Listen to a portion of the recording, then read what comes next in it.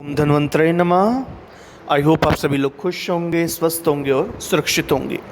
तो देखिए, हमने अभी तक डॉक्टर गोविंद पारेख जी की लिखी हुई आयुर्वेद संग्रह में 1 से 80 तक की पेज सीरीज़ में हमने 8 पृष्ठों का अध्ययन कर लिया था। एंड आई होप आपने रिवीजन भी साथ साथ की होगी।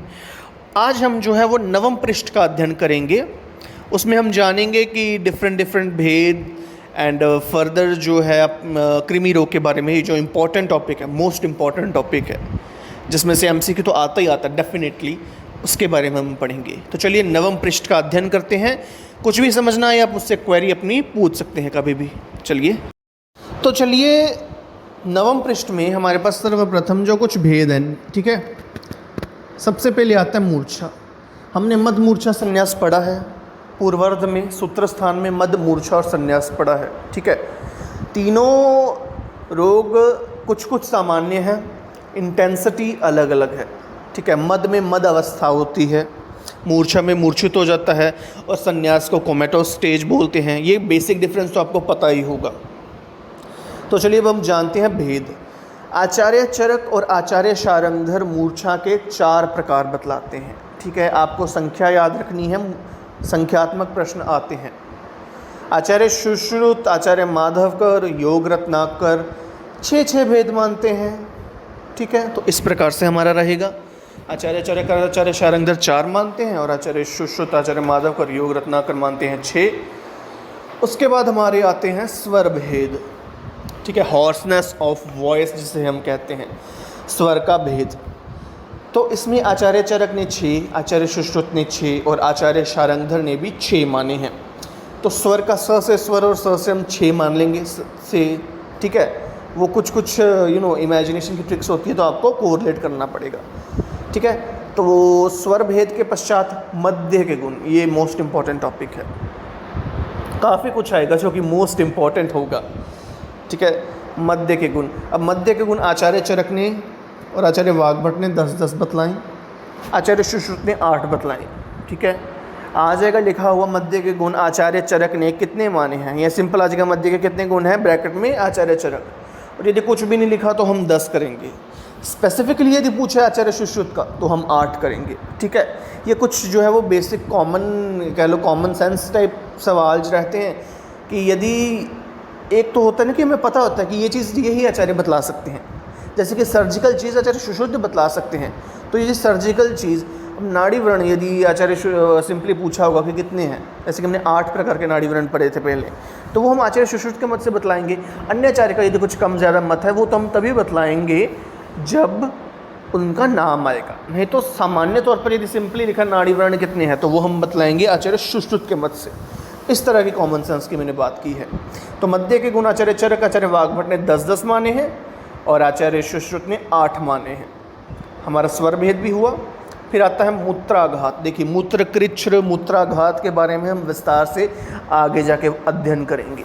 यहाँ पर जो बतलाया है तुलनात्मक अध्ययन में, मूत्राघात के संदर्भ में आचार्य चरक ने 8 भी माने हैं और आचार्य चरक ने 13 भी माने हैं। तो दोनों तरह से माने हैं, 8 आ जाए 13 आ जाए, दोनों का वर्णन करेंगे। आचार्य माधवकर ने 13 माने, आचार्य सुश्रुत ने 12 माने और सबसे अधिक आचार्य वाग्भट ने माने हैं 20। तो ये संख्या याद रखेंगे। इससे भी पहले, इससे भी ज़्यादा ज़रूरी क्या है याद रखने वाला, वो है कि आचार्य सुश्रुत ने क्या अलग माना है। तो जो आचार्य चरक ने वस्ति कुंडल और विद विघाट, वस्ति कुंडल और विड विघात माना है, उन्हें आचार्य सुश्रुत नहीं मानते हैं, और वह नहीं मानकर मूत्र शुक्र अलग से मानते हैं। 2 चीज़ें याद रखेंगे। आचार्य चरकोक्त वस्ति कुंडल और विद विघात जो है वो आचार्य सुश्रुत जो है नहीं मानते हैं, ठीक है। तो यदि आ जाए कि निम्न में से आचार्य सुश्रुतों को मूत्राघात कौन कौन से हैं, तो इसमें यदि वस्ति कुंडल और विड विघात आ जाए उस पर तो पहले ही कांटा लग जाएगा। प्रश्न 2 तरह से आ सकता है, इनमें से कौन सा है और इनमें से कौन सा नहीं है, जो हो है ना। यदि इस तरह से प्रश्न आएगा कि इनमें से कौन सा है तो उसमें 3 गलत होंगे, 1 सही होगा, और कौन सा नहीं है तो उसमें 3 सही होंगे और 1 गलत होगा। इस प्रकार से प्रश्न बन सकता है। और अलग से आचार्य सुश्रुत ने क्या माना है, वो मूत्र शुक्र माना है, ये याद रखेंगे, ठीक है। तो मूत्र शुक्र आचार्य सुश्रुत ने अलग से माना है। उसके पश्चात जो है अब हम आते हैं तंत्र युक्ति पर। तंत्र युक्ति हम और अच्छे से पढ़ेंगे जब हम पदार्थ विज्ञान का अध्ययन करेंगे ब्रीफ में। ठीक है, गोविंद पारीख जी की ही पुस्तक में जब हम पदार्थ विज्ञान का ब्रीफ में अध्ययन करेंगे तब हम तंत्र युक्ति के बारे में और पढ़ेंगे। फिलहाल यहाँ जो बतलाया है पहले उसे पृष्ठ में पढ़ते हैं। देखिए तंत्र युक्ति जो है, तंत्र युक्ति आचार्य चरक आचार्य वाग्भट ने 36 मानी है, आचार्य सुश्रुत ने 32 मानी है, आचार्य भावमिश्र ने 42 मानी है और भट्टार हरिश्चंद्र जी ने 40 मानी है। तो देखिए आपको संख्याएं याद रखनी पड़ेंगी और मैं डैम श्योर कहता हूँ ये प्रश्न आएगा ही आएगा। तंत्र युक्ति इतना इम्पॉर्टेंट प्रश्न है ना कि ज़रूर आता है, सब्जेक्टिव वाइवा या ऑब्जेक्टिव कुछ भी हो आता ही आता है। सो तंत्र युक्ति की संख्याएं आचार्य चरक और आचार्य वाग्भट की 36 रहेंगी, आचार्य सुश्रुत की 32 है। आचार्य चरक आचार्य वाग्भट ने 4 अधिक माने हैं, वो हम आगे मैं आपको बतलाऊंगा कौन से 4 अधिक है। आचार्य सुश्रुत ने 32 माने हैं, आचार्य भावमिश्र ने सबसे अधिक 42 मानी है और भट्टार हरिश्चंद्र जी ने 40 मानी है। तो ये संख्याएं पुनः पुनः अध्ययन करके पुनः पुनः मनन करके ये संख्याएं डेफिनेटली याद रखिए क्योंकि प्रश्न अवश्य आएगा। तो चलिए तंत्र युक्ति के बारे में थोड़ा 2-4 लाइनें और हमने पढ़नी है इम्पॉर्टेंट इसके रिगार्डिंग, तो हम अपने नोट्स की तरफ चलते हैं। तो चलिए अब हम आए हैं अपने नोट्स में। तो नोट्स में सबसे पहले हम जो आखिर वाले जो 4 पॉइंट हैं, point number 5 two point number 8 हम उनका अध्ययन करते हैं। सर्वप्रथम यहाँ क्या याद रखने योग्य बात, और ये हर एक पॉइंट बहुत इंपॉर्टेंट है इसलिए इंपॉर्टेंट पॉइंट्स अलग से लिखें, ऊपर वाले 4 इसके बाद पढ़ेंगे। देखिए अष्टांग संग्रह ने तंत्र युक्ति, देखिए नॉर्मली से हम तंत्र युक्ति कहते हैं, आचार्य चरक इसे तंत्र युक्ति कहते हैं, आचार्य वाग्भट भी तंत्र युक्ति कहते हैं, संज्ञा इसकी तंत्र युक्ति है, परंतु स्पेसिफिकली इसे जो है मैंने कुछ आपको गलत बतला दिया। यहाँ आचार्य वाग्भट तंत्र युक्ति संज्ञा नहीं देते हैं, वही तो हम पॉइंट पढ़ रहे हैं। आचार्य चरक और अन्य आचार्य जो है इसे तंत्र युक्ति कहते हैं, नहीं तो हम जनरली भी इसे तंत्र युक्ति कहते हैं। अलग क्या है, अब देखिए अष्टांग संग्रह में जो है तंत्र युक्ति को युक्ति पद संज्ञा दी है। ठीक है, तंत्र युक्ति को युक्ति पद संज्ञा दी है और अष्टांग हृदय उन्होंने क्या तंत्र युक्ति को तंत्र पद संज्ञा दी है। तो 2 पॉइंट याद रखेंगे, अष्टांग संग्रह ने तंत्र युक्ति को युक्ति पद, अष्टांग संग्रह आ गया तो संग्रह बृहत है, सबसे पहले हम बड़ा वाला यानी कि सेकंड वाला पॉइंट पकड़ेंगे, युक्ति फिर पद लगा देंगे पीछे। तो अष्टांग संग्रह ने युक्ति पद संज्ञा दी है और अष्टांग हृदय ने, जैसे कि वो थोड़ा सूक्ष्म है ना, संग्रह के मुकाबले थोड़ा छोटा है, तो हम दूसरे नंबर पे ना जाके पहले नंबर को ही पकड़ेंगे, तो उसे हम तंत्र और तंत्र के बाद पद संज्ञा दे देंगे। ठीक है, अष्टांग संग्रह ने युक्ति पद संज्ञा दी है, अष्टांग हृदय ने तंत्र पद संज्ञा दी है, किसी भी तरह से हम याद रखेंगे इसे। ठीक है, फिर उसके बाद बतलाया गया है कि व्याकरण बृहत्त्रयी यानी कि आचार्य चरक आचार्य सुश्रुत आचार्य वाग्भट। अब देखिए यहाँ पे कहीं कहीं जगह पर जो है वो आचार्य वाग्भट भी तंत्र युक्ति शब्द का प्रयोग करते हैं, पर स्पेसिफिकली यदि आज के अष्टांग संग्रह ने क्या कहा है, अष्टांग हृदय ने क्या कहा है, तब हम ये युक्ति पद और तंत्र पद रिस्पेक्टिवली इन संज्ञाओं का ही प्रयोग करेंगे, इन्हीं पर टिक करेंगे। नहीं तो आचार्य चरक और आचार्य सुश्रुत ने तंत्र युक्ति संज्ञा दी है वो याद रखेंगे। व्याकरण आचार्य चरक आचार्य सुश्रुत और भट्टार हरिश्चंद्र जी भाव प्रकाश संहिता इन्हें तंत्र युक्ति कहती हैं। ठीक है, फिर 4 अतिरिक्त, अब देखिए जो 32 आचार्य सुश्रुत ने बतलाई, आचार्य चरक आचार्य वाग्भट 36 बतलाते हैं, 4 कौन सी अलग है तो वो भी हमने याद रखनी है। 4 अतिरिक्त तंत्र युक्तियाँ वो है प्रयोजन, प्रत्यय उत्साद, उभार और संभव, ये 4 है। ठीक है, इस प्रकार से रखेंगे। तो ये हमारे 4 पॉइंट्स हुए रिगार्डिंग आवर तंत्र युक्ति। इसके बारे में थोड़ी सी और डिटेल पढ़ेंगे। ठीक है, ज़्यादा डेप्थ में नहीं जाएंगे क्योंकि उतनी डेप्थ में प्रश्न भी नहीं आते, थोड़ी सी डिटेल और पढ़ेंगे, वो हम पदार्थ विज्ञान में जाकर पढ़ेंगे। फिलहाल के लिए इतना याद रखिए। अब आती हैं कुछ व्याधियाँ जिनकी संख्याएँ हमने याद रखनी है। सबसे पहले आचार्य हारीत की बात की जाए तो जो इम्पॉर्टेंट पॉइंट आपको यहाँ नोट करना है, ठीक है, कुछ इम्पॉर्टेंट, आचार्य हारीत ने कास के 8 भेद माने हैं और गर्भ के उपद्रव भी 8 ही माने हैं। ठीक है, ये हमने स्पेसिफिकली यहाँ पे जो है वो ऐड ऑन करवा दिए, हालांकि आगे जाके सब कुछ आएगा, बट थोड़ा यहाँ इम्पोर्टेंट लग रहा था तो साथ में ऐड ऑन करा दिया। ठीक है, उसके बाद 8 है तो 8 ही कास है और 8 ही गर्भ उपद्रव आचार्य हारित मानते हैं। आचार्य शारंगधर आमवत 8 मानते, 8 नहीं 4 मानते हैं। मूर्छा भी 4 मानते हैं, स्वर भेद तो 6 मानते हैं। हमने पहले पढ़ लिया है कि आचार्य शारंगधर आमवत 4 प्रकार के मानते हैं, मूर्छा के 4 भेद मानते हैं आचार्य शारंगधर, और स्वर भेद के 6 भेद मानते हैं आचार्य शारंगधर। तो ये चीज़ें नोट कर लेंगे क्योंकि इंपॉर्टेंट है, ये इंपॉर्टेंट पॉइंट्स हैं, इसलिए मैंने उठा के अलग से बतलाए हैं, क्योंकि इस प्रकार से प्रश्न पूर्व जो हमारे एग्ज़ाम्स हुए हैं कॉम्पिटिटिव उनमें आ चुके हैं। आचार्य काश्यप ने यवागु दोष 7 माने हैं, तो यदि प्रश्न आ जाए यवागु दोष कितने हैं, आचार्य काश्यप ने कितने माने, वो 7 आएंगे। आचार्य माधवकर ने आमवत 3 माने हैं, जबकि आचार्य शारंगधर ने 4 प्रकार माने हैं। आचार्य माधवकर ने दोषानुसार, दोषानुबंध अनुसार, वात पित्त कफ दोषानुबंध अनुसार 3 माने हैं। ठीक है, तो चलिए फिलहाल के लिए यहाँ इतना ही था, आगे इनका और विस्तार जो है वो हम वक्त के साथ साथ करेंगे। ठीक है, तो चलिए हम फिर से अपने पृष्ठ की तरफ जाते हैं। चरक संहिता में अपने प्रथम अध्याय में ही पढ़ा होगा मूत्र के भेद, तो वहाँ 8 प्रकार के मूत्र माने हैं। आचार्य सुश्रुत ने 9 प्रकार के मूत्र माने हैं। ठीक है, इनकी डिटेल फर्दर आगे पढ़ेंगे। संख्या याद रख लीजिए, आचार्य चरक की 8 है, आचार्य सुश्रुत की 9 संख्या 9 है। ठीक है, नॉर्मली हम 8 पे टिक करते हैं, तो कभी कभार क्या होता है कि उन्होंने आचार्य का नाम दिया होता है कि आचार्य सुश्रुत के मत से मूत्र के प्रकार बतलाओ, तो वहाँ हमने, क्योंकि नॉर्मली 8 प्रकार के मूत्र हम पढ़ते हैं, 9 जो है वो स्पेसिफिकली हम याद नहीं रखते, पर प्रश्न कभी कभी 9 से भी आ जाता है, आचार्य सुश्रुत के मत से आ जाता है, तो वहाँ हमें 8 नहीं, वहाँ तो 9 ही टिक करना पड़ेगा। क्योंकि एक पॉइंट है जो कि मैं आपको बाद में क्लैरिफाई भी कर दूंगा, पर एक पॉइंट है कि यहाँ आचार्य चरक ने नर के मूत्र को श्रेष्ठ नहीं माना, उसको इंक्लूड ही नहीं किया, जबकि आचार्य सुश्रुत ने नर के मूत्र, इंसान के मूत्र को भी इसमें गिना है, शायद इसीलिए 9 प्रकार हैं। ठीक है, ये आप याद रखिएगा। फिर मांस वर्ग जो है आचार्य चरक जो है वो 8 मानते हैं, आचार्य सुश्रुत 6 मानते हैं, इस प्रकार से रहेगा। ठीक है, नेक्स्ट हमारे पास है मूत्रकृच्छ। मूत्रकृच्छ जो है उन्होंने 8 माने हैं। ठीक है, मूत्रकृच्छ जो है उन्होंने 8 माने हैं, मूत्र आघात 8 माने हैं। देखिए आचार्य चरक ने मूत्रकृच्छ 8 माने हैं।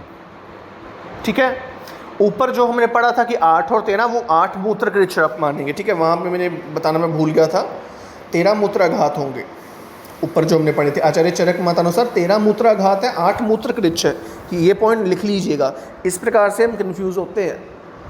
ठीक है, और यहाँ 8 की बात की जाए तो आचार्य चरक ने 8 मूत्रकृच्छ माने हैं, आचार्य सुश्रुत ने 8 मूत्र आघात माने हैं। सो इस प्रकार से रहेगा हमारे पास। अब वातज, पित्तज, श्लेष्मज, सन्निपातज, रक्तज, शुक्रज, अश्मरिज, शर्कराज, वात पित्त कफ, अपना सानिपात और रक्त, ये तो दोष अनुसार हो गए। शुक्रज जो सेमिनल वेसाइकल होती है, बिकॉज ऑफ द सिमन जो वेसाइकल फॉर्म होती है। अश्मरी तो वो तो है ही है, मूत्राघात, मूत्रकृच्छ में कॉज। ठीक है, समटाइम्स कहीं को स्टैग्नेशन ऑफ सेमन या सेमिनल वेसाइकल हो जाती है, तो उनमें भी यूरिन की डिफ़िकल्टी रहती है। ठीक है, ये काफ़ी सुनने को मिला होगा। शर्करा यानी कि जो सेडिमेंट होते हैं, सैंड लाइक पार्टिकल्स, ग्रेवल्स जो होते हैं, वो शर्कराज मूत्रकृच्छ आ गया। मूत्रकृच्छ is a difficulty in urination rather than the retention, है ना। इसमें मूत्रकृच्छ जैसे एज ए नेम इंडिकेट्स, कृच्छ्रता अधिक होगी, रिटेंशन कम होगा, है ना, रुकावट कम होगी, पर उसमें कृच्छ्रता अधिक होगी, वो मूत्रकृच्छ। मूत्राघात में कृच्छ्रता कम होगी, परंतु जो है वो रिटेंशन ज़्यादा होगी, रुकावट ज़्यादा आएगी। ठीक है, अब यदि बात की जाए, किसी को यूटीआई है, मूत्रकृच्छ कहते हैं। अब किसी को प्रोस्टेट की वजह से मूत्र रुक रुक कर आता है, उसमें लगकर नहीं आता है, तो उसे मूत्राघात की संज्ञा देंगे, बिकॉज हमारी जो परिभाषा है वो यही बतलाती है, कृच्छ्रता मूत्रकृच्छ में अधिक है और जो रुकावट है वो मूत्राघात में अधिक है। तो मूत्राघात में भी 8 प्रकार, वात पित्त श्लेष्म सन्निपात, अभिघातज, शक्रिदज बिकॉज ऑफ द स्टूल, अश्मरिज और शर्कराज। ठीक है। यहाँ अधिक क्या आता है, यहाँ आता है अभिघातज, शक्रिदज। ठीक है, ये दो अलग से टर्म्स आती है, अदरवाइज अश्वनी भी ऊपर है, शर्करा भी ऊपर है।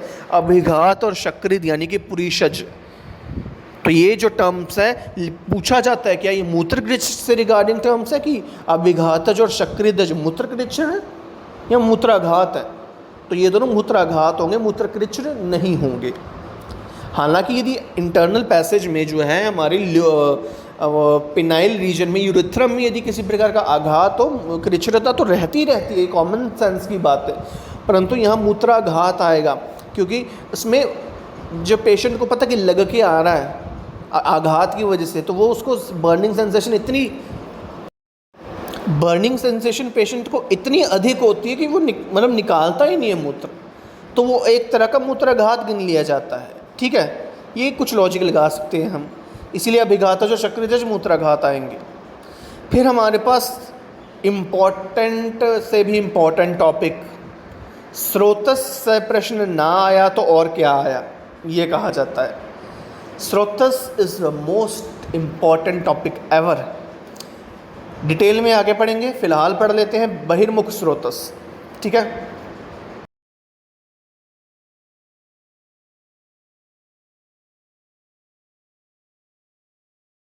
लाए हैं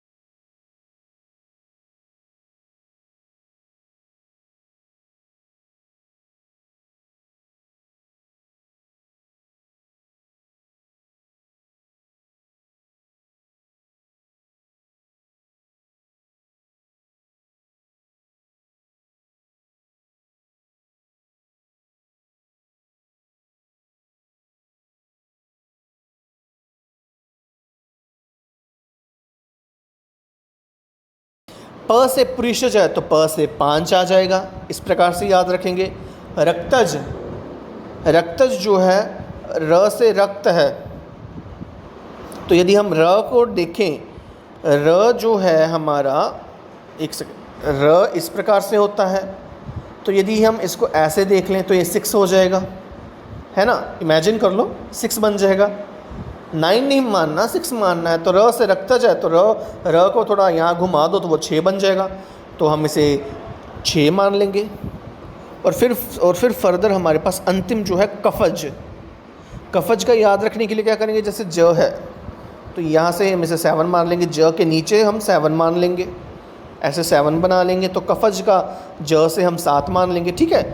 तो यहाँ से ये इमेजिनेशन की बात है, कहीं कैसे भी हम याद रख सकते हैं। जैसे कि मैंने र को 6 बना दिया तो रक्तज 6 आ गई, प से पुरीषज है प से 5 आ गया, मलज तो 2 ही है, म ल मल है तो वो 2 है, म ल मल वो 2 है, प से पुरीषज प से 5, रक्तज का र है तो र को मैंने 6 बना दिया, ऊपर का इन्वर्टेड 6, उल्टा 6।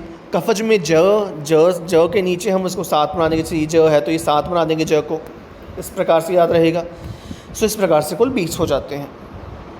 ये एक बेसिक। अब देखिए कृमि रोग आचार्य चरक का ही हम मानेंगे, ये चिकित्सा प्रधान रोग है, ठीक है, ये मानेंगे। तो इसीलिए हम आचार्य चरक का मत सर्वप्रथम मानेंगे। तो ये जो टेक्ट्स हैं वो आचार्य चरक के हैं, और ज़्यादातर संख्याएँ भी आचार्य चरक मतानुसार ही पूछी जाती हैं। और यदि किसी आचार्य विशेष का नाम ना लिखा हो तो आप आचार्य चरक के मतानुसार बतलाएंगे। आचार्य सुश्रुत और वाग्भट की तरफ हम तब जाएंगे यदि वो स्पेसिफिकली मेंशन करें कि आचार्य सुश्रुत और आचार्य वाग्भट के मत से बतलाओ। तो इसमें पुरीषज जो है वो 7 है, ठीक है, रक्तज 7 हैं, 7 7 14, और बचा कफज तो वो 6 हैं, ठीक है। इसमें मलज नहीं उन्होंने दिया, तो आचार्य सुश्रुत ने 3 भेदी माने हैं, पुरीषज, रक्तज और कफज। पुरीषज और रक्तज जो है वो 7 है और कफज जो है वो 6 है, ठीक है।